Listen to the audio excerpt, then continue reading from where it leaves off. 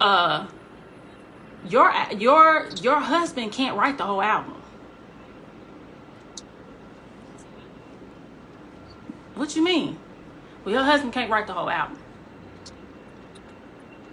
I thought you said you don't care if a dog write the hit. What are we talking about? All the songs are bangers. D Rose even got a major executive to come to the house that didn't want to come to the house because of Reese. Nah, I ain't trying to fool. D Rose talked to me and said, man, just come over and see what we doing, man. A big time executive. I ain't gonna say his name. Big time executive. Long time friend. So your husband can't write the whole album. And I'm like, okay, this is weird. What do you mean he can't write the whole album? These are all the songs we've been vibing to, bobbing your head to. What's the problem? That was weird. So that was a red flag. Well, you know, what if y'all fall out? What if something happened between y'all? You know, then we got to deal with this. I can't sign him. I can't have him. What does that matter? We working. Everybody in here working. If you want a bigger percentage, come in there and work.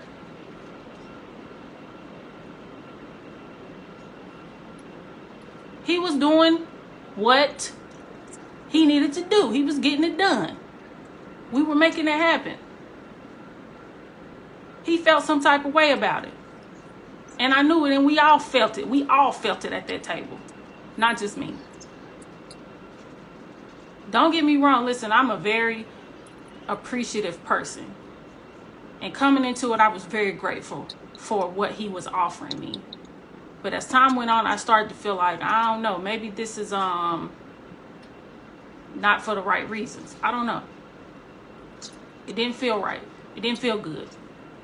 I'm not going to tell y'all every single thing. I'm going to save some because there's more. But just little things he would do and say in between, little comments he would make. It was like, that's weird. Don't do that. Don't say that. I don't know if it was the jealousy about the publishing. I don't know if he had an issue with D Rose because he sang his face off. We had an event there one night, and D Rose was in there singing and killing it, and the cameraman was there, and he had the camera in his face, and he disappears, and we see him go upstairs, and he tells him, take the camera off that hot singing ass nigga. What? What's the problem? Then he laughed it off like it was a joke, but he definitely was serious.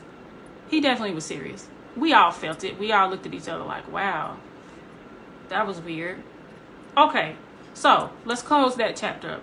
We finish up in Atlanta. Mind you, I have a state-of-the-art studio in Charlotte, North Carolina, where sometimes I would record records that he needed me to record or wanted me to record that came from other people, that just to save money. I mean, you know, if I don't gotta fly to LA to record, if I ain't gotta come to Atlanta to record, and I can record right there where I was living, it made sense. It made money sense. So he sends me a record and it says, this is what, how many months later? 8 months later. Well, I got this record. Okay, we all had a record in mind for the first single. So I'm like, what we doing? What's going on? Like, look, what we doing? Well, I got this record. The record was very reminiscent to the record that we wanted to go for as the single that D wrote. He wrote the whole record by himself. This was one of many he wrote by himself. He wrote a bunch of them with a lot of other writers, but this was one of the many he wrote by himself. And everybody was in agreement that this record was the record we needed to go with. Well, I got this record. I think you need to do it. So he sends me the record. I'm like, this sounds just like such and such. Nah, but it's better. It's not, but okay. Hey, listen, I'm open to recording it. Just send me how we need to do this. Like, just send me the files, whatever. Nah, I need you to come to LA to record it. Why? I mean, I got a studio right here. I don't have to fly all the way to LA to record a song. Nah, I need you to fly to LA, you know, because I got some things that that we need to talk about. Some stuff we want to go over. I don't want this to just be a recording trip. I want this to be a, we're going to talk about the video, the single. I'm going to have you meet with some executives, because at this time his label was not picked up by a major. He was independent. We're going to have a meeting with this big time choreographer. We're going to talk about what the video is going to look like. Okay, the video for what? Well, we'll discuss it all when you get here. Just come. And I want such and such the vocal producer. Now, mind you, I've worked with a lot of incredible vocal producers in my life. Okay, some of the best. D Rose is one of the top vocal producers I've ever worked with. On my first hand. Okay. Why do you want them to vocal produce me when I know he gonna vocal produce me better? See, what a lot of people don't know about the business, and y'all probably know this, if y'all fans of mine, then y'all probably know this. A lot of people try to make me sound like Beyonce. Because they thought, oh, she sound like Beyonce, let me have her sing like this and do like this. D Rose is the only person that really understood who I was as a vocalist. Mainly because a lot of it he taught me. So nobody knows my voice like he does. Now, I'm not saying, oh, he got to go everywhere I go. He got to do everything that I do. He got to, no. It's not even that. It's just, if we want the best out of this record, let's give it a run. Let's give it a run. Let me do it here. Let's have D Rose vocal produce it. Then I'll come there and we'll have whoever vocal produce it, and we'll go from there. But I know the better outcome is going to be with him, because he gets it. He understands. Now I just need you to come. And at the time, I'm going to need your manager to come. I'm going to need such and such to come. Okay, cool. Weird to me, but okay, cool. We want to just take this flight. I go out there. Let me get right to it. Because this is where the meat and potatoes start. I go out there. I don't feel comfortable staying at his house this time, just because of things that has transpired. It feels weird. See, here's the thing. I wasn't an individual artist. I was a solo artist.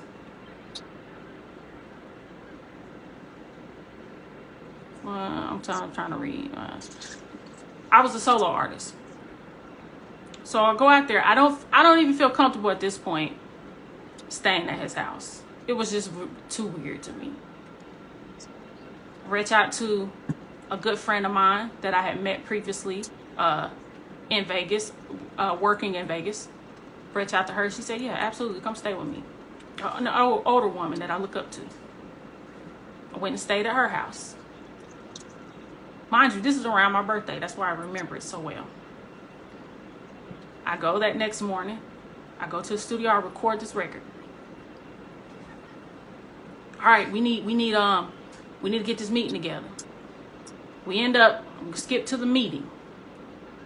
Now, mind you, at the time, I was supposed to be actually getting another payment from the label for finishing this record or whatever, because I got stuff in stipend, little by little.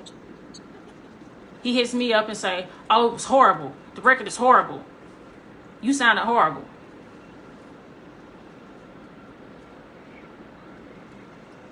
Now, y'all know. Y'all know. I don't have no big head, but y'all know. On my worst day, I don't sound that bad. So I'm like, something is weird here.